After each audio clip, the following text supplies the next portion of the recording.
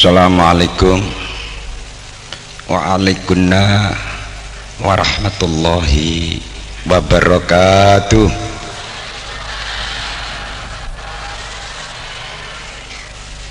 Bismillahirrahmanirrahim. Alhamdulillah wassalatu wassalamu alaika wal ali ayya khairul anam. Rabbun karim wa anta dzu khulqin azim. Fasfa' lana indal karim. Ya khaira khalqillahi ajma'in. Anta imamul anbiya'i wal mursalin. Qad kuntu dhallan mudillan sayyidi wa kullu syarrin wa fasadin min yadi. Dolat wa dolat khilati fi baldati. Khudh biyadi ya sayyidi wal ummati. Khudh biyadi ya sayyidi wal ummati.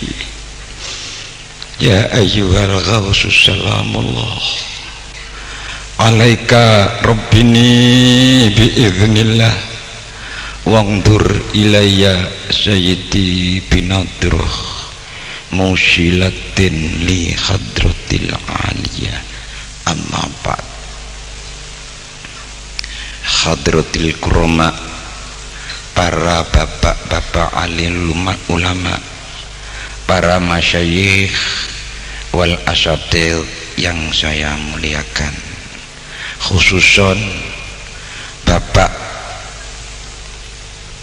Menteri Agama maupun yang mewakilinya pada malam ini, dan semua penjabat-penjabat baik dari sipil maupun non sipil yang saya muliakan, para pimpinan penyiar salat akhidiyah baik tingkat pusat maupun sampai tingkat daerah-daerah, ketua jamaah yang berkenan hadir yang saya muliakan, hadirin hadirat minal muslimina wal muslimat wa minal wahidina wal wahidiyat hadakumullah. Dalam kesempatan yang sangat berharga ini, pribadi saya hanya ikut para bapak-bapak ibu-ibu untuk melahirkan rasa tasyakur kehadirat ilahi wa rabbi dengan ucapan alhamdulillahi rabbil alamin, yang mana dalam detik ini kita semuanya masih diberi kesempatan, diberi nikmat yang berupa nikmatul ijad, yaitu kesempatan hidup masih sampai detik ini, dan diberi nikmatul imdad, dibimbing mendapat fadl dan rahmatnya, diberi kemampuan sehingga bisa hadir dalam majelis mujadah kubro yang akhir pada malam ini. Untuk itu mudah-mudahan majelis mujadah kubro yang kelima, yang terakhir pada malam ini, betul-betul merupakan satu majelis silaturahmi kita semuanya yang diridhoi oleh Allah subhanahu wa ta'ala wa rasulihi sallallahu alaihi wasallam. Sanjungan selawat salam barokah mudah-mudahan tidak ada henti-hentinya selalu dilimpahkan kepada junjungan kita Nabi besar Rasulullah sallallahu alaihi wasallam, baginda agung berserta keluarga dan para sahabatnya, wa man tabi'ahum bi ihsan ila yaumina hadza. Dan secara langsung salam ikraman wa ta'ziman dan mahabbah mudah-mudahan dilimpahkan kepada para kekasih Allah, para wali-waliullah, para jami'i sultan awliya zaman min awalihim ila yaumina hadza, wa khususan ila awliya tis'ah fi ardi Indonesia wa usulihim wa furuhim ain makanu, khususan alladzina hum fi wilayah Kediri wa Jombang wa ma hawalayhima. Wa ada alaina khususun beliau Ghosyatul Zaman wa A'wani radhiyallahu ta'ala anhu. Wa ada alaina wa ala majlisina hadza ya Allah min barakatihim wa asrarihim wa anwarihim wa ulumihim wa karomatihim kauniyah wa batiniyah wa amadana ya Allah bi amdatihim kama yaliqu bika wa bihim amin amin ya rabbal alamin. Dengan iringan harapan mudah-mudahan para beliau-beliau kekasih Allah selalu memberikan jangkungan, dukungan, bimbingan secara rohaniah kepada kita bersama dan keluarga-keluarga kita dan masyarakat kita, bimbingan lahir batin dunia sampai akhirat, amin ya rabbal alamin. Dan sehingga majelis ini bisa membawa manfaat kepada kita bersama, manfaat lahir batin dunia kepada dan sampai akhirat, umumnya kepada umat dan masyarakat semuanya. Hadirin hadirat adzakumullah, kita semuanya sebagai pengamal Wahidiyah telah diberi bimbingan kepada beliau Mu'alif Shalal Wahidiyah agar supaya kita selalu memperhatikan kepentingan orang lain daripada kepentingan diri kita sendiri, agar benar-benar kita jadi manusia yang khairun nas anfa'uhum linnas. Jadilah kamu manusia yang lebih baik, manusia yang memberi manfaat kepada manusia yang lain, baik hanya sekedar umpamanya di dalam bidang moral, syukur bisa manfaat bidang lahir, bidang keseluruhannya. Dengan demikian maka semua pengamal Wahidiyah telah dididik oleh beliau untuk peduli selalu mengadakan doa permohonan, tidak untuk pribadi tapi untuk semua umat.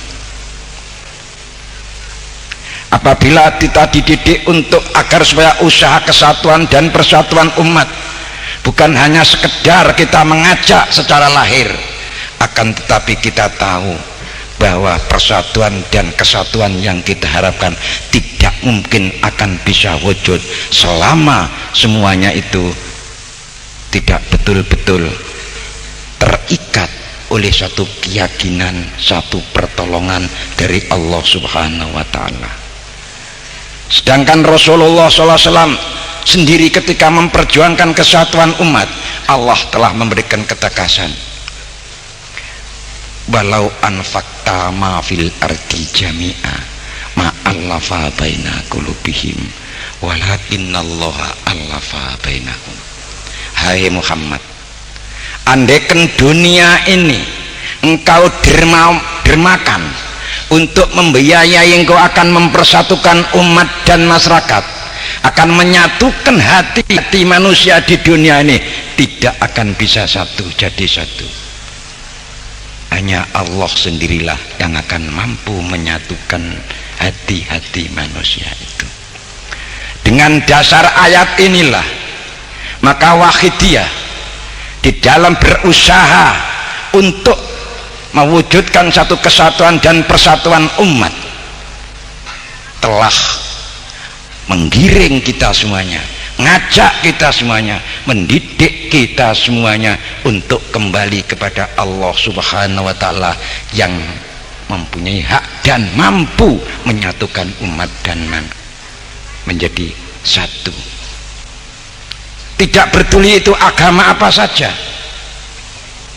maka Wahidiyah disebarluaskan, tidak pandang bulu dan golongan, kepada siapa saja yang mau diajak mendoa kepada Allah, haknya diberikan, silakan, ayo siapa saja, tidak pandang golongan. Ini ajaran yang diajarkan oleh beliau. Maka sehingga ajaran Wahidiyah sesuai dengan ajaran Islam yang dibawa oleh Rasulullah SAW, karena ajaran Islam mencakup bidang akidah dan bidang syariah.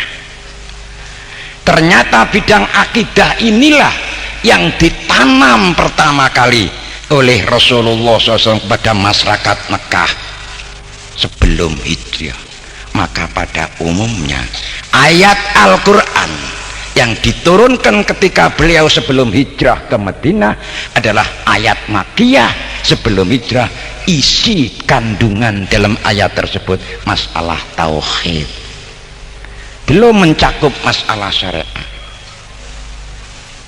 13 tahun beliau menanam akidah ketauhidan, menanam keyakinan keesaan kepada Allah ini selama 13 tahun, memperjuangkan syariat di Madinah hanya 10 tahun.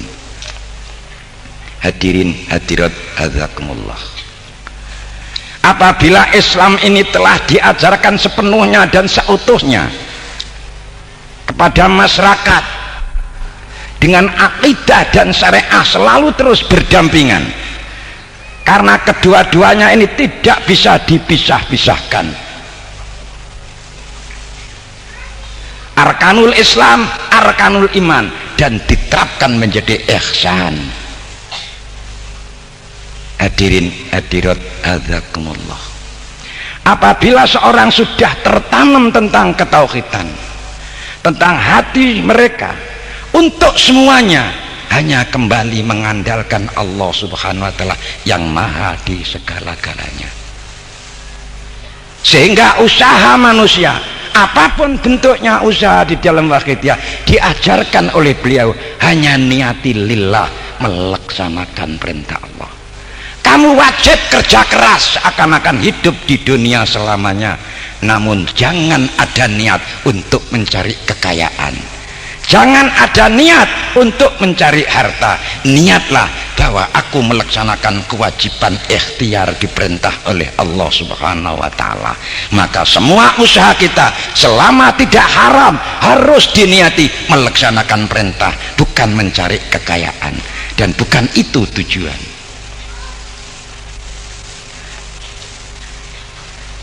Hadirin hadirat, di samping lillah mengajarkan li Rasul, hanya menurut tatanan Rasulullah sallallahu alaihi wasallam. Wa mayyuti'ir Rasul faqad ata Allah. Siapa yang taat tatanan Rasul berarti sudah taat kepada Allah subhanahu wa ta'ala. Lil ghas, mengikuti para tokoh-tokoh ulama dari semenjak setelah khulafaur rasyidin sampai kepada tabi'in sampai ila yaumina hadza. Di dalam lingkungan deretan para beliau inilah yang tercipta beberapa tokoh-tokoh pembinaan rohani. Hanya akibat adanya pemisahan nama, ada fuqaha dan ada sufiyah, ada alil fikih, ada ahli tasawuf, seakan-akan kedua ilmu itu merupakan ilmu yang berdiri sendiri-sendiri. Ternyata al-batin wal zahir tidak bisa dipisah-pisahkan. Hadirin hadirat azakumullah, apabila manusia anta'budallah, menyembahlah kamu kepada Allah, di tengah-tengah kita melaksanakan perintah Allah, hatimu jiwailah penerapan iman, ka'annaka tarahu, seakan-akan kau dengan aktif, dengan cara yang tata krama, dengan cara yang sopan, seakan-akan melihat Allah. Kalau begitu engkau masih belum mampu, ya merasalah dipandang Allah. Aku duduk di kantor merasa dipandang Allah, aku duduk sendiri merasa dipandang Allah, aku kerja keras merasa dipandang Allah. Paskat kita selalu melekat pada diri kita masing-masing, pengawas kita selalu ada pada setiap manusia hidup, dan setiap manusia tidak perlu dikontrol oleh orang lain. Dengan rasa keyakinan itu mereka akan terkontrol sendiri, sebab perbuatan yang dilakukan oleh manusia apapun bentuknya ia terasa salah atau benar.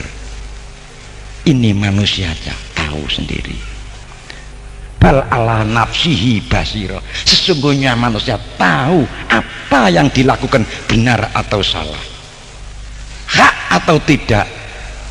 Walaupun sejahat manusia melakukan kejahatan di atas bumi ini, bagaimanapun bentuk kejahatannya, ketika ia melakukan kejahatan, hati kecilnya, hati nur ainnya terasa bahwa aku ini salah. Ini semua manusia memiliki. Karena memang ada setiap manusia itu ada dua dimensi yang akan mengaruhi cenderung ke arah yang negatif dan cenderung ke arah yang positif. Ini sudah difirmankan oleh Allah dalam surat As-Samsu, wan nafsi wa ma sawaha fa alhamaha fujuraha wa taqwaha. Demi diri diri manusia yang disempurnakan oleh Allah, telah diilhami oleh Allah pada diri manusia, dibisiki oleh Allah pada setiap diri manusia tentang jelek dan baik, tentang benar dan salah. Setiap orang menjalankan kesalahan, hati terasa bahwa perbuatanku tidak baik. Maka yang diperjuangkan oleh Wahidiyah, sadarilah bahwa perbuatan yang tidak baik itu perlu harus ditobati. Sebab kullu bani Adam khata', seluruh anak cucu Adam adalah punya dosa. Hadirin hadirat azakullah, wa khairul khata'ina tawwabun, sebaik-baik orang dosa adalah bertobat kepada Allah Subhanahu wa taala. Wahidiyah yang dihadapi bukan sesama manusia, tidak memandang ada lawan sesama manusia. Lawan Wahidiyah, lawan perjuangan Wahidiyah adalah nafsu kita masing-masing. Inna a'da'aduika nafsuka baina zambaika. Nafsu yang paling jahat untuk menggelincirkan kamu, untuk menghancurkan kamu, hanya semata-mata nafsumu yang ada pada dirimu masing-masing. Wa manit taba'al hawa faqad ittakhadha ilahan hawa. Siapa yang mengikuti jejak hawa nafsunya, sama dengan mereka menjadikan Tuhan kepada hawa nafsunya, kata Imam Ghazali. Hadirin hadirat azakumullah, dados sinten tiyang sing nurut nafsune terus, apapun bentuknya, baik ia bergerak dalam keadaan yang baik umpamanya terlihat secara lahir, tapi kalau karena itu didorong oleh kemauan nafsu, maka otomatis berarti mereka menyembah kepada nafsunya. Hadirin hadirat azakumullah, akibat orang yang menyembah nafsunya, apabila ia terdidik terus, diikuti terus, dikejar terus kemauan nafsunya, otomatis walaupun mereka menjadi orang yang pandai, namun kepandaian mereka hanya akan berpengaruh mereka itu menjadi orang yang sangat cerdas di dunia ini, tapi hanya cerdas, memiliki kecerdasan emosional yang akhirnya bisa terbina terus. Kecerdasan itu, jadilah manusia yang ambisius dan akhirnya muncul pula persaingan kepentingan dan saling menjatuhkan. Disinilah munculnya provokator.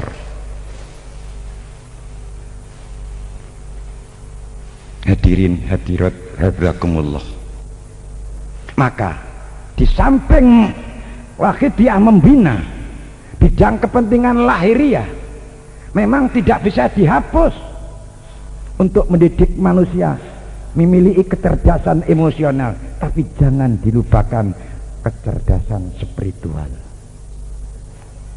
Sebab apabila manusia hanya memiliki kecerdasan emosional tapi tidak memiliki kecerdasan spiritual, ini jadinya orang fanatik buta. Satu tahu pandangan, satu pandangan sudah menyalahkan yang lain. Bila perlu membunuh orang lain tanpa kelihatan salah apa-apa dengan kedok dan dalih kepentingan agama. Ini menunjukkan kebodohan seseorang di dalam bidang kecerdasan spiritualnya, karena ia tidak memiliki kecerdasan spiritual. Contoh sekarang, ibadah-ibadah ritual sudah maju, banyak musola yang penuh, banyak masjid baru yang penuh, daftar kaji banyak yang antri sampai tidak keduman gen. Banyak orang-orang yang umroh, yang kaya-kaya konglomerat setiap bulan puasa umroh ke Mekah. Dia punya keyakinan bahwa ibadah ritual inilah jalannya orang bertobat, jalannya orang menempuh dosa. Karena banyak kaya uang, setiap tahun dia jalankan dosa saenake. Sing penting nanti lek bulan puasa umroh genebus. Ini kebanyakan. Akhirnya di luar puasa sudah berbuat seenak gue. Seakan-akan sudah bisa ditebus nanti mestilah. Nah, tapi kenyataannya dengan kemajuan ibadah ritual ini terlihat sama sekali di negara kita belum menyentuh ibadah sosial dan profesional. Kenyataan. Nyatanya di sana rame-rame ngobong omah. Siapa itu? Pemuda Islam. Di sana-sana yang nodong. Nah, itu juga anak-anak kita semuanya. Anak-anaknya orang muslim. Sholat maju. Tapi mengapa inna sholatat tanha anil faksa wal mungkar tidak terwujud? Wis kabeh do sembayang, kabeh aktif sembayange, tapi ya mencoleng kabeh umpamanya. Sekarang di mana letaknya inna sholata tanha anil faksa wal mungkar? Sing salah ayatnya apa manusianya? Hadirin hadirat hazakumullah. Niki sing kedah kita banyak introspeksi pada diri kita masing-masing. Tidak perlu kita ngawasi cari kesalahan orang lain. Tidak ada arti dan tidak akan manfaat apa-apa. Saya koreksi diri kita masing-masing. Inna sholata idza lam tanha anil faksa wal munkar falaisat illallah illa buddan. Sembahyang itu apabila dilakukan aktif sembayangnya, aktif jamaahnya, tapi maksiatnya juga maju, tidak menjadi rem mereka untuk menjalankan maksiat, menunjukkan sembahyang ini membawa mereka menjadi semakin jauh dari Allah Subhanahu wa taala. Ini di mana? Apakah karena kadang-kadang Islam kita berikan kepada masyarakat tidak seutuhnya yang mencakup akidah dan syariah? Kita harus bisa meneliti kekurangan kita bersama-sama. Hadirin hadirat hazakumullah. Sebab kita jadi orang Islam hidup dalam negara Pancasila ini, kadang saya itu sendiri sampai bingung.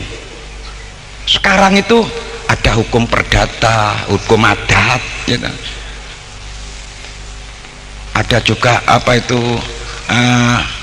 sampai ada bermacam-macam bentuk hukum pidana dan lain sebagainya, ada hukum politik.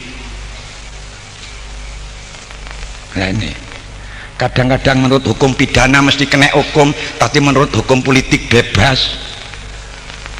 Akhirnya karena diajari jere wong cilik-cilik, masan wong cilik yang duwe hukum politik, obong ae omahe. Ini apa Pak? Hukum politik. Nah ini sebabnya.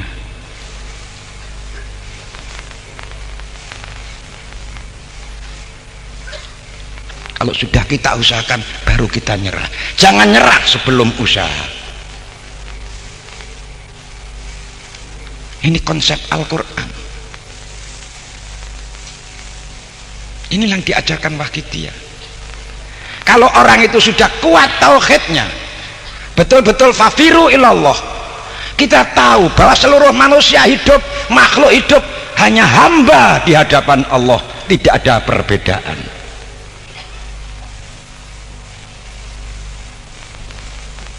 Berarti kita sama-sama hamba, wajib saling menghargai, wajib saling menghormati, sama-sama hamba ciptaan Allah Subhanahu wa taala, mempunyai misi yang sama, ala liya'budun, mengabdi kepada Allah Subhanahu wa taala. Kalau sudah demikian, tidak ada orang pongkiren. Si Aiko bakul laris kini pegel.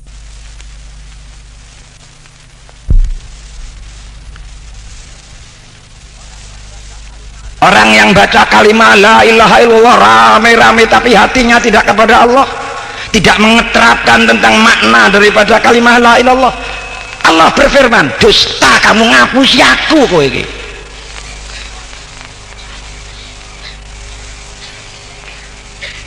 Ini maka perlu gitu. Maka apabila kita amal betul-betul kita aktifkan, kita tingkatkan ibadah ritual kita, tidak kita landasi dengan akidah tauhid di hati, buahnya apa? Buahnya jadi orang anania, takabur. Aku ahli ibadah, aku ahli takarub yang pangeran, aku ahli aku. Sudah dia tidak ngerti bila, malah binafsi, langsung mau tidak langsung menyamakan dirinya kepada Allah yang punya sifat qiyamu binafsi. Kala Purwosiro, innal insana la yatgha an ra'ahu istaghna. Ketahuilah hai manusia bahwa manusia lacut kufur semua selama memandang dirinya serba mampu dan cukup dengan dirinya sendiri. Kata Imam Shawi di dalam tafsir Shawinya telah mengatakan wa manik takota anawoniyun anillah, cara wong pondokan andoh saking Allah berarti binafsi dengan dirinya sendiri. Fakot tahaqqaqa tughyan wa kufra. Barang siapa yang merasa cukup mampu dengan dirinya sendiri tanpa bila, sungguh mereka sama dengan memproklamirkan kekafirannya di hadapan Allah Subhanahu wa ta'ala. Hadirin hadirat adakumullah, inilah tujuan Wahidiyah. Kepingin ngentas kula sampean kabeh dari kemusyrikan yang terpendam di hati tidak terasa. Pingin ngentas kula sampean dari jurangnya nafsu.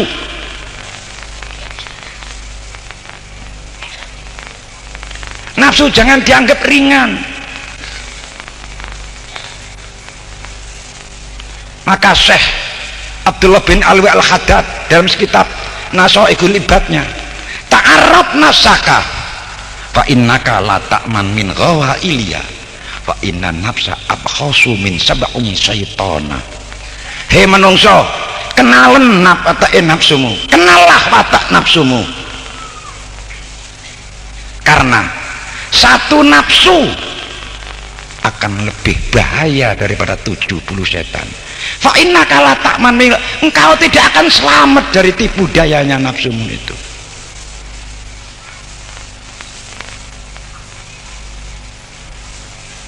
Hadirin hadirat Allah,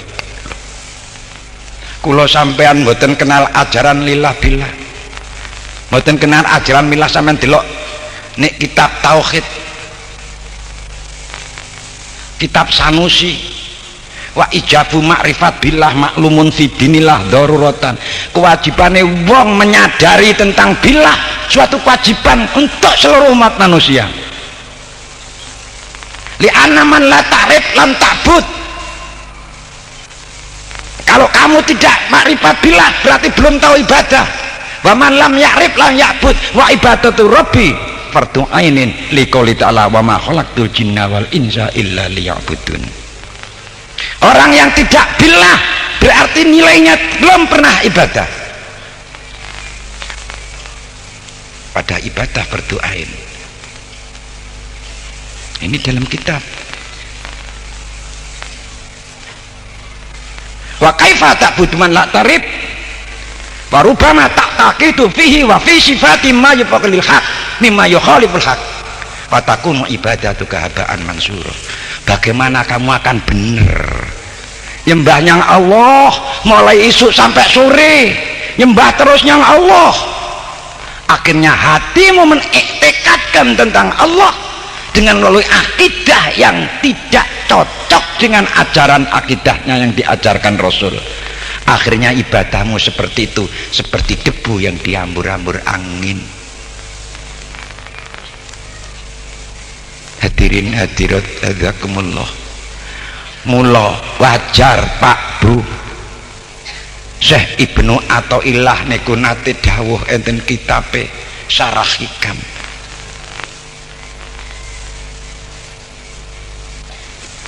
kullu amalin laisa fihi lillah wala billah mardudun li sahibihi wa matrubun bihi wajhahu.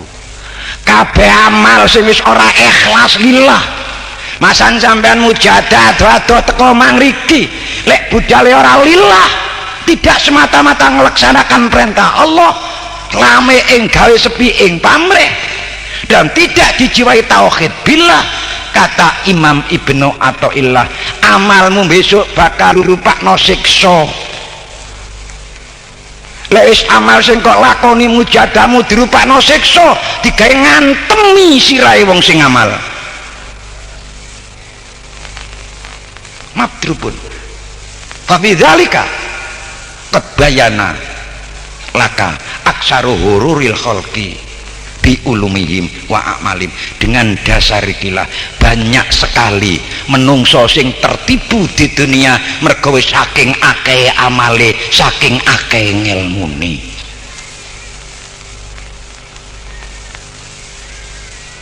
Hadirin hadirat hazakumullah, mila sakniki kula sampean satu pun pengamal waqidah jangan ada yang merasa dirinya baik. Wama asobaka min sayi'atin famin nafsi, apapun yang terjadi dari kejelekan, dari kesalahanmu sendiri. Lek dilalah secara kebetulan kita jadi baik, itu hanya fadl dari Allah subhanahu wa ta'ala. Jangan ada yang mengaku kebaikan. Akulah kejelekan, yang engkau diberi hak oleh Allah mengaku hanya yang jelek, tidak diberi hak mengaku yang baik. Coba lihat surat Nisa. Kalau perbedaan amal, Al-Quran tegas, lana a'maluna walakum a'malukum. Ya wis amalku amalku, kang amalmu amalmu, ayo padha diamalno, donga dinunga muga-muga diterima. Sampai 3 ayat di dalam Al-Quran, ya, ayat berbunyi sedemikian itu. Tapi kalau lain agama, lakum dinukum waliyatin, agamamu ya agamamu, agamaku agamaku. Biar kita lakukan masing-masing.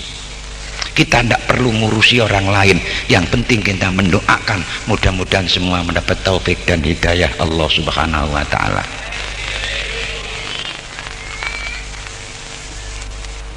Para bapak-bapak, kula sampean sudah membaca situasi sing koyok ngeten iki.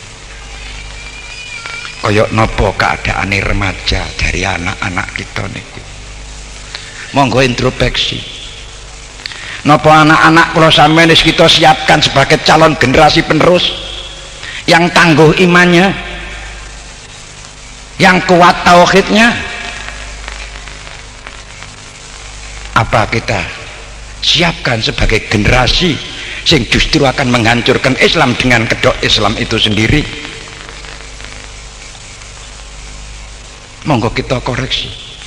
Pun sampean duwe anak tinggal mati wong tuane ndak ngerti agama, ndak ngerti halal haram, mantaroka waladan jahilan kullu dzambin amilau alaih. Siapa saja orang yang mati meninggalkan anak yang bodoh tentang agama, tentang hukum, semua dosa yang dilakukan anak wonten dunya wong tuane ketok mekul dosane enten alam akhirat alam kubur.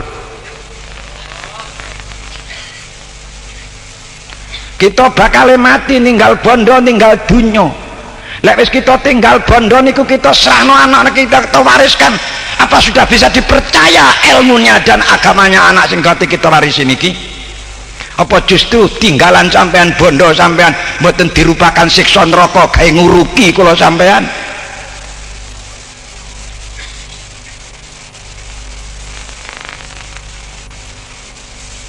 Hadirin hadirat hazakumullah.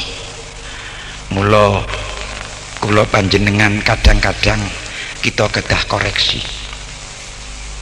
Kene apa to anakku kok nakal? Sing salah sapa? Apa salah pake, apa salah anake? Apa salah ibune? Tiang kepingin duwe anak soleh niku pertama kali dirintis nalika rumah tangga. Suami jangan sekali-kali belanjani memberi nafkah istri barang yang haram. nek dimakan sing wedok barang haram, dipangan sing haram jadi darah tetes, jadi benih-benih yang katutan darah haram, tetes dari bibit campur bibit jadi anak darahe tetesan dari makanan haram. Ing mongko idza adkhalal haram alal batni yuharriku alal maasi, barang haram lek mlebu nang weteng nggerakno sing duwe weteng iku nglakoni elek.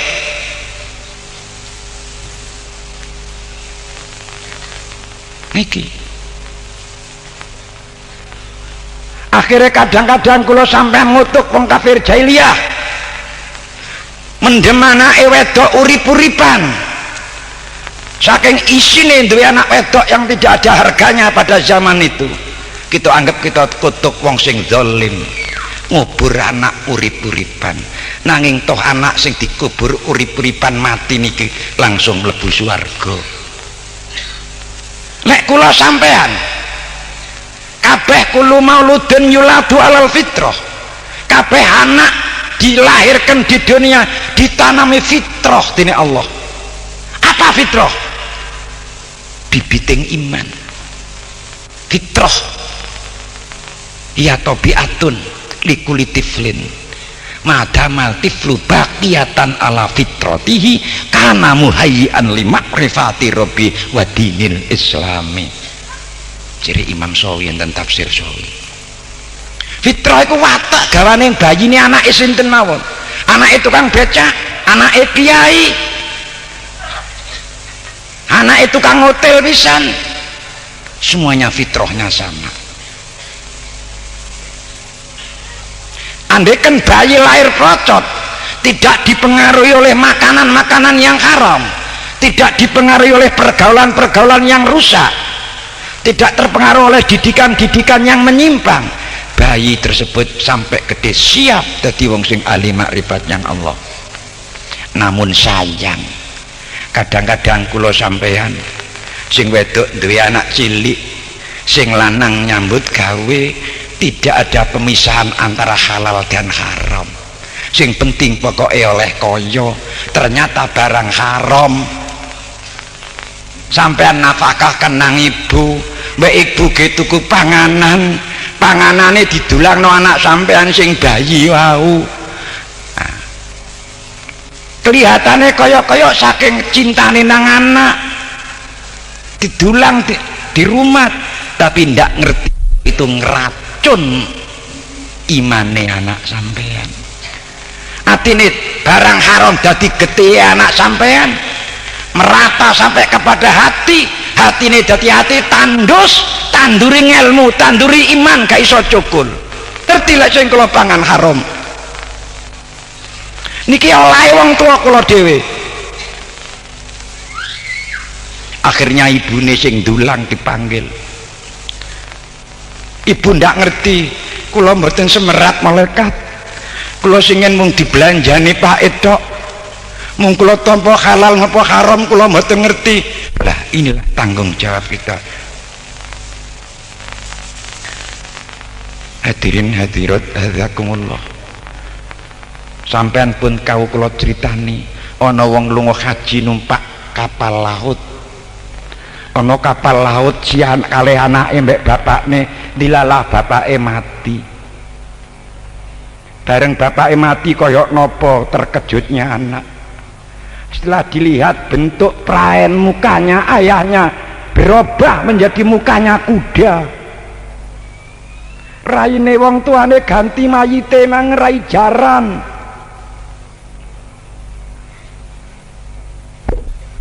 Akhirnya piyambake sila kalau nangisi jenazah wong tuane. Tahu-tahu ada seorang datang pakai jubah hijau, dibuka jenazah bapak nenek wau. Bareng dibuka terus diusap raine sing rupa jaran niku, dilalah oleh dadi menungso. Akhirnya digoceli kali anake jobahe niku, Pak sampean niku sinten? Ya napa jawabe wong sing jubah ijo? Ana Muhammad bin Abdullah. Masya Allah ya Sayyidi ya Rasulullah, kenging napa wong tua kula kok sirahe gantos jaran? sak temene wong tuamu biyen ana donya gaene mangan barang haram, mangan barang riba, wis dadi dinas karo undang-undang langit sing mangan barang haram titenono besok lek tangi saka kuburan ndase mesti kewan. Ana sing rupa asu, ana sing rupa celeng. Besok sampean tangling iku rupane kaya kancaku Mujadah biyen ndelok lek lakon-lakone ning sirahe kok dadi sirah kethek. Walau nasa ulama sahna alama kanati memastatu mutiawal jiwa. Sampean delok ndik surat Yasin, bila perlu tak usap raine menungso, tak ganti rai kewan. Ini kejadian sing kayak ngoten.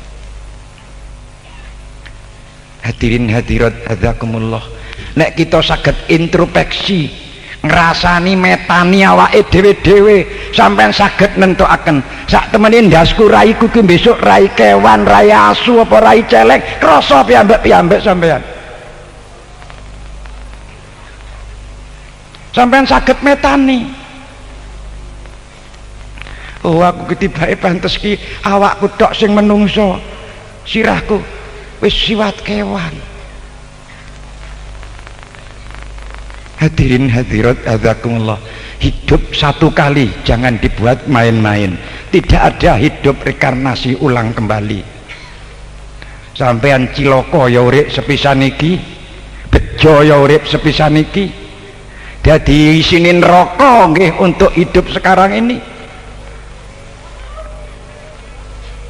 Sampean delok tiang rutuh sangka Wajratul Mustaqim jelantong nang neraka niki 500 tahun sik kemleyang ana tengah neraka durung teko ngene.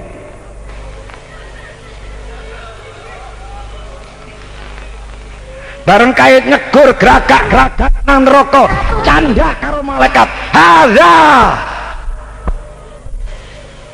fadzuku adabal kharib bima kuntum ta'malun. Iki lho rasakno, ya iki warese kelakuanmu sak enakmu nang donya biyen.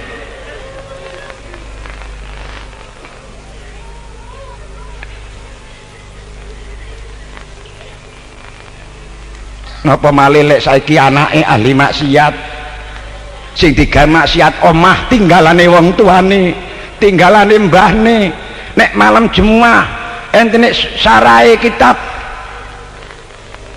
Dalailul Khairat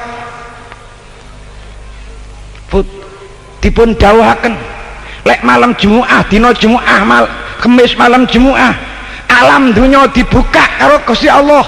Wong-wong padha roh anak putune sing ana alam dunya. Roh lek omah tinggalane digawe maksiat. Diongak karo mbakne nang ngarepe lawang. Nah, iki biyen tinggal aku, Nak. Aku golek iki biyen kangelan. Nyekolahno kowe. Biayane kon ngaji. Sing tak gadang-gadang kowe dadi anak soleh iso nduwekno wong tuwa. Namun sayang, Nak, saiki omah kon geni rupa siksa, kon gawe ngobong aku. Nggih kok rupane niku ganteng, rupane ayu ibu kula sampean, kadang raine gosong kabeh kaya wong mis templek nang ngarepe omah sampean.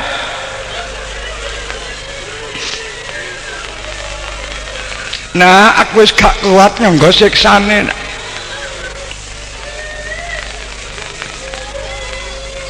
Kula sampean gelek cerita lan gerak ngrungokno cerita. Asu itu hewan galak, Bu Pak.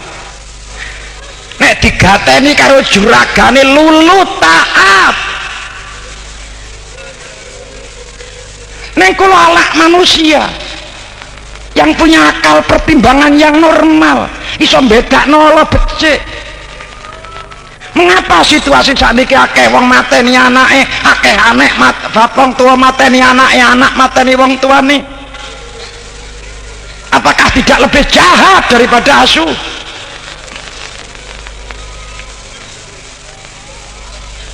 Nikilah sing didhawaken Quran, sumarodatnahu asfala safilin. Bakale ditarik Allah dawuh, kon tak wae rupa manusia itu ndak ada artinya.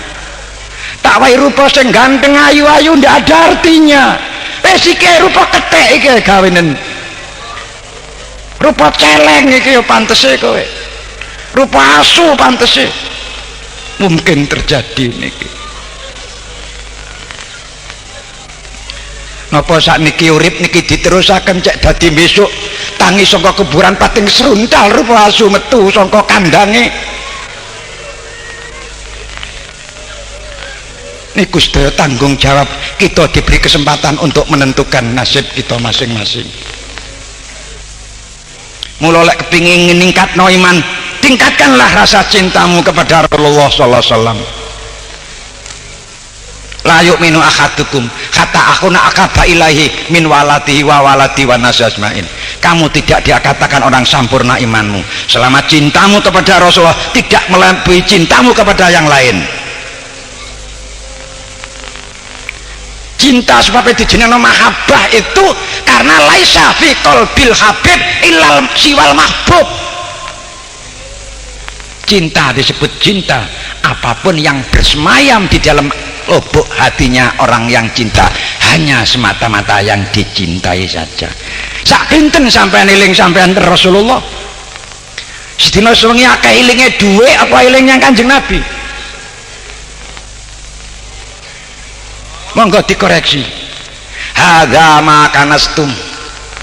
Iki lho donya sing kon kelompok-kelompokno, gak berduli halal, gak berdiri haram.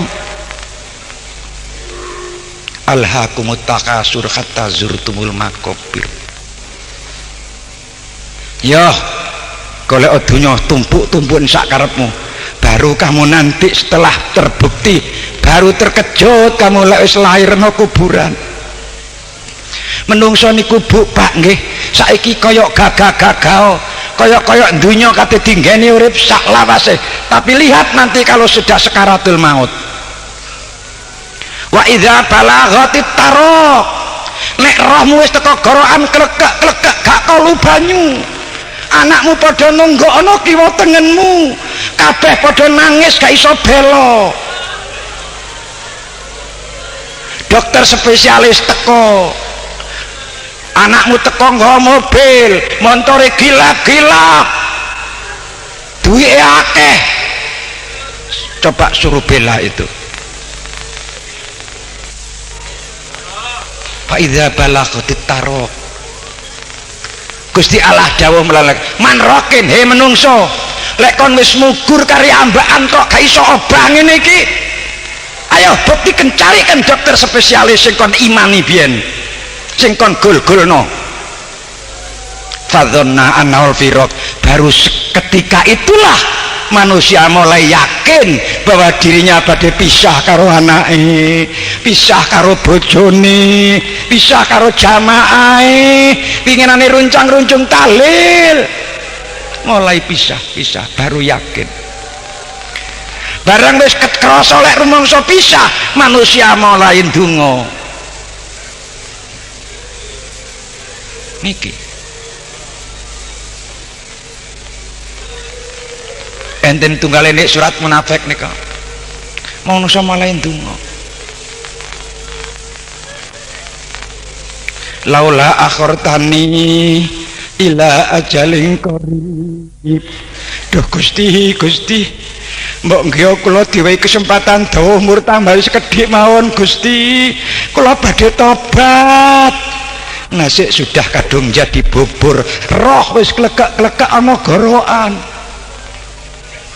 baru kait laula akhartani ila ajarin qarib fa asaddaku minasholin saestu Gusti kula tak tobat kula tak mujadah tenanan saestu niki tapi wis roe klegek-klegek nek gorokan sudah ndak ada arti Allah tegas Gusti Allah gak bakal nundah ajaling menungso dan tidak mengundur iki wis teko pestine wis kadung nasibmu menungso nek kowe bakal dadi penduduk penghuni neraka wis kadung nasibmu wis trimo ya wis ngono iku salahmu dhewe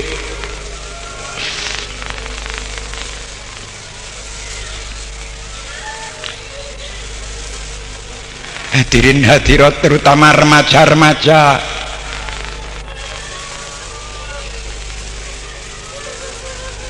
bahwa ibumu yang menentukan surgamu. Kon mulai cilik disusoni, digadang-gadang dadi anak sing iso mulya, nanging harapane wong tua lopot isone mung dadi remaja nyentak karo mendeliki wong tuane.